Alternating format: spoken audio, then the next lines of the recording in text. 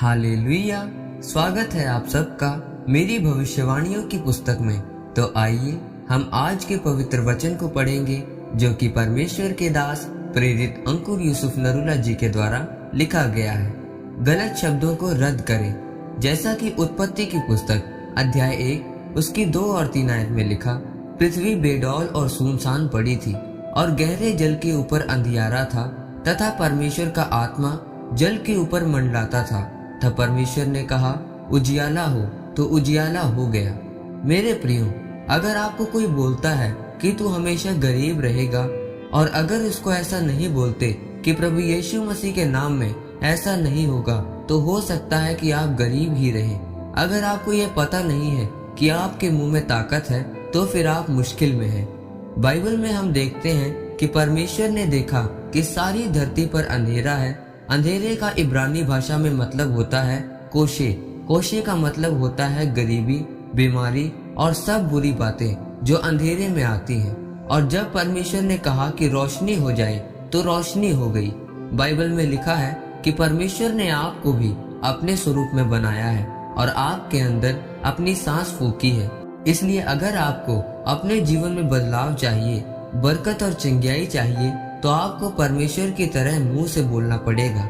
वह गलत शब्द जो लोगों ने आपके लिए बोले हैं, जब तक आप उन्हें प्रभु यीशु मसीह के नाम से रद्द नहीं करेंगे, वह आपकी जिंदगी में काम करते हैं। इसलिए अगर आप परमेश्वर से आशीष लेना चाहते हैं, तो अपने जीवन से हर एक गलत शब्द को रद्द करें। बाइबल में जब हम पतरस के बारे में पढ़ते हैं, तो लिखा है कि जब प्रभु यीशु मसीह पकड़वाए गए, तो उस समय पतरस ने अपने मुंह से उनका 3 बार इनकार किया।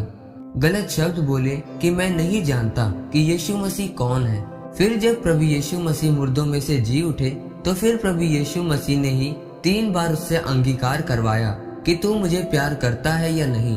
प्रभु यीशु मसीह ने उसके मुंह से ही उन शब्दों को रद्द किया। मेरे प्रियो, आप अपने मुंह से अपने लिए, अपने बच्चों के लिए और किसी के लिए भी गलत शब्द बोलते हैं, पर फिर कभी भी प्रार्थना में बैठकर उन शब्दों को रद्द नहीं करते हैं और वही शब्द उनकी जिंदगी में काम करते हैं। इसलिए वह अपनी बरकत, चंगाई को हासिल नहीं कर पाते।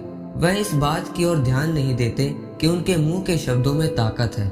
इसलिए मेरे प्रियो, अगर आप चाहते हैं कि आप आशीषित हों, आपके बच्चे आशीषित हों, आप अपनी चंगाई को पाएं, तो इस बात के लिए जरूर प्रार्थना करें कि परमेश्वर हर एक वह गलत शब्द जो किसी ने मेरे लिए और मेरे घराने के लिए बोले हैं, वह रद्द हों, और हर वह गलत शब्द जो मेरे मुंह से किसी और के लिए निकले हैं, वह भी रद्द हों, क्योंकि गलत शब्दों को रद्द करना जरूरी है। फिर ही आप अपनी आशीष, चंगाई को पाते हैं। इस वचन के द्वारा परमेश्वर आपको आशीषित करे। आमीन। आइए परमेश्वर के दास के द्वारा लिखी गई इस प्रार्थना को आप मेरे साथ एक मन होकर करें। सर्वशक्तिमान परमेश्वर, इस वचन के लिए मैं आपका धन्यवाद करता हूँ। परमेश्वर, मैं जान चुका हूँ कि गलत शब्दों को रद्द करना जरूरी है। परमेश्वर, मैं प्रार्थना करता हूँ कि हर वह गलत शब्द जो मेरे और मेरे घराने के लिए बोला गया है या फिर मेरे मुंह से किसी और के लिए निकला है, वह प्रभु यीशु मसीह के नाम से रद्द हो। आमीन। परमेश्वर आप सबको आज के वचन के ऊपर मनन करने के द्वारा आशीषित करे। आमीन।